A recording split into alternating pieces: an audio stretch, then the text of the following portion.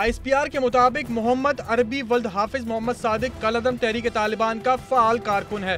मुजरिम बन्नू जेल पर हमले में मावन था। दूसरे मुजरिम रफ़ीउल्लाह वल्द मोहम्मद मिस्कीन का ताल्लुक कलअदम सिपाही सहाबा से है। उसने सैयद वकार हैदर पर हमले में ताउन किया।